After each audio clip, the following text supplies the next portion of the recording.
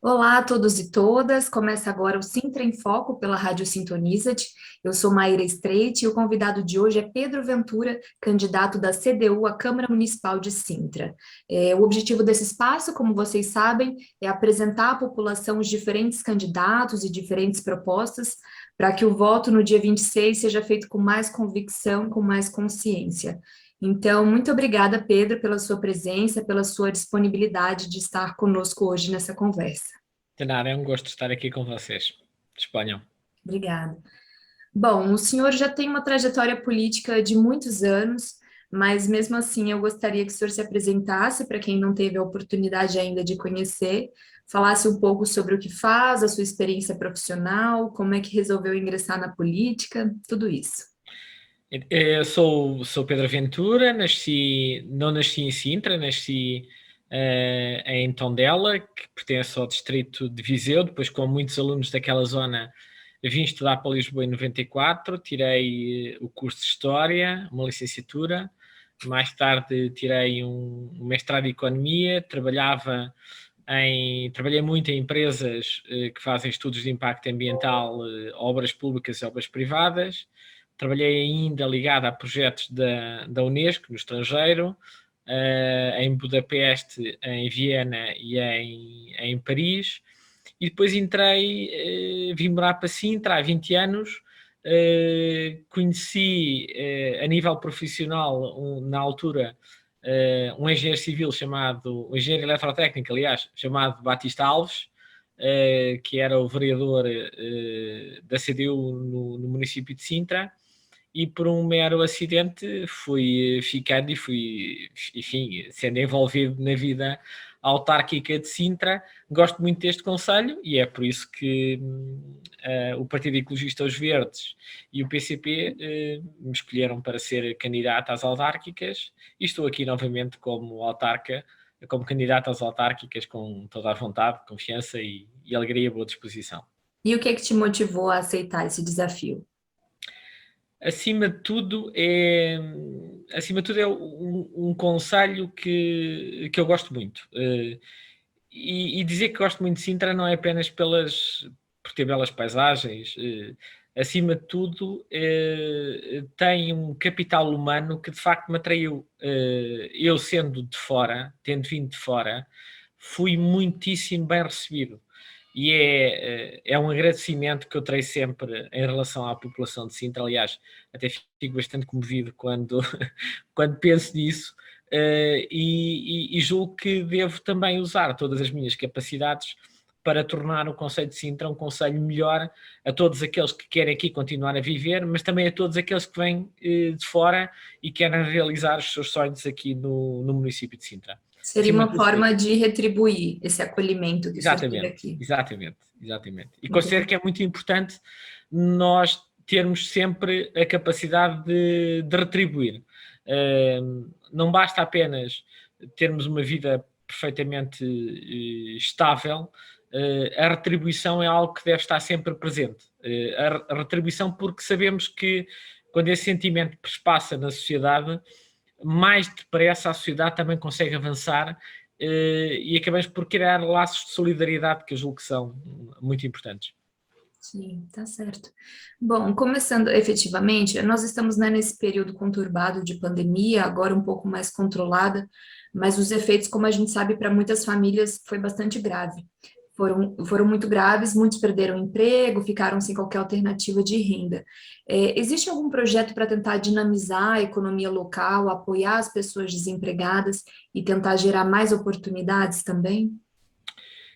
É assim, nós quando a pandemia, de facto, para além de ter tido um grande impacto a nível da saúde e um grande impacto também a nível das famílias, teve um impacto económico, irá continuar a ter esse impacto durante muito tempo.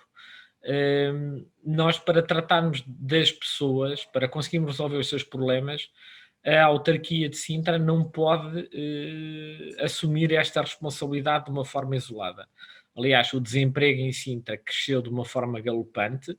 Nós, neste momento, temos índices de desemprego muito semelhantes a 2008, que foi o pior período em Portugal, quando o governo do PSD e do CDS assumiram, no fundo, uma postura de intervenção dura juntamente com o Fundo Monetário Internacional e o Banco Central Europeu, e é por isso que a criação de emprego, de facto, deve ser estruturada pela Câmara Municipal de Sintra, mas aqui o Governo Central tem que assumir essa responsabilidade. Aliás, vocês, enquanto Associação da Comunidade Islâmica da Tapada das Mercês, certamente sentiram também essa pressão, que foi o aumento, por exemplo, do vosso banco alimentar e da quantidade de pessoas que passaram a aceder ao banco alimentar.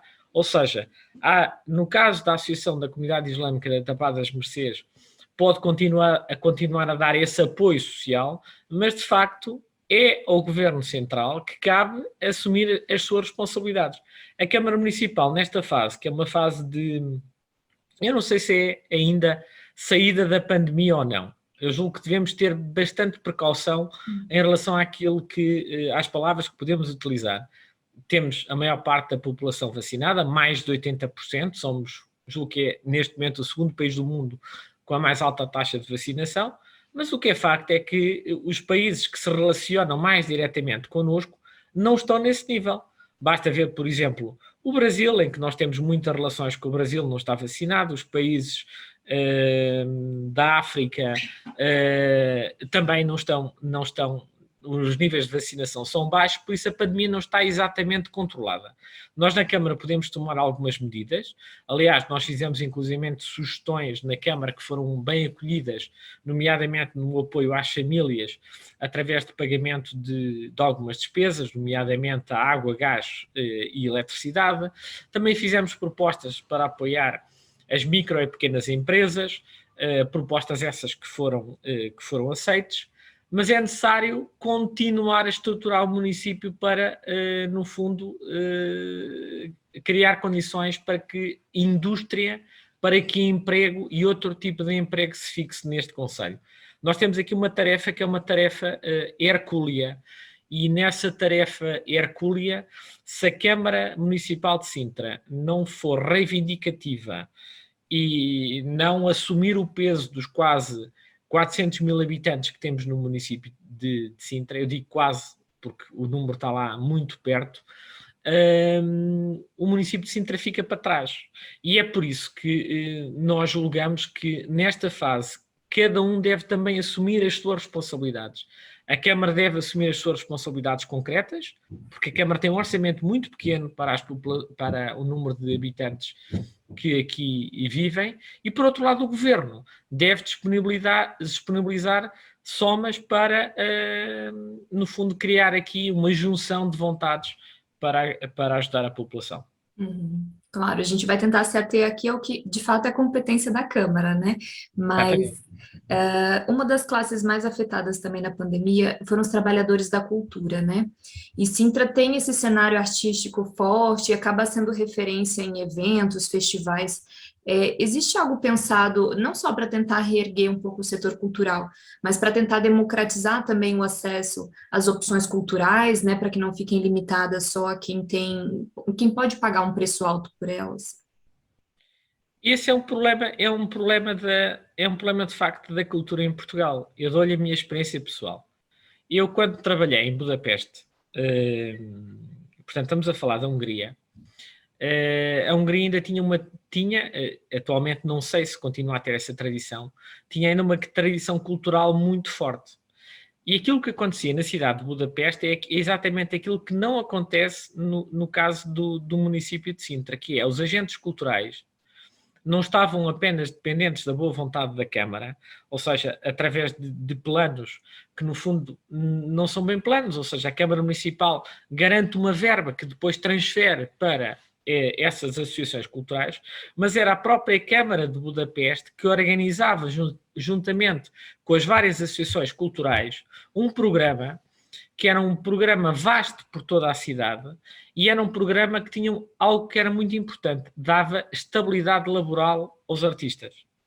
E esse programa que dava estabilidade cultural aos artistas, permitia aos artistas ter uma vida, que era uma vida no fundo desafogada, sem ser uma vida sempre a preencher, no caso que é em Portugal, recibos verdes, ou no fundo serem artistas com uma situação precária, e poderem desenvolver fileiras de eventos ao longo dos vários anos. Aliás, eu tive cerca de 2 anos e meio em Budapeste e pude acompanhar um grupo de artistas concretos de dança, que é uma área que eu não tenho jeito para dançar, mas é uma área que eu gosto de ver, e eles desenvolveram, por exemplo, uma peça que durou cerca de 1 ano e meio e teve este grau todo de continuidade.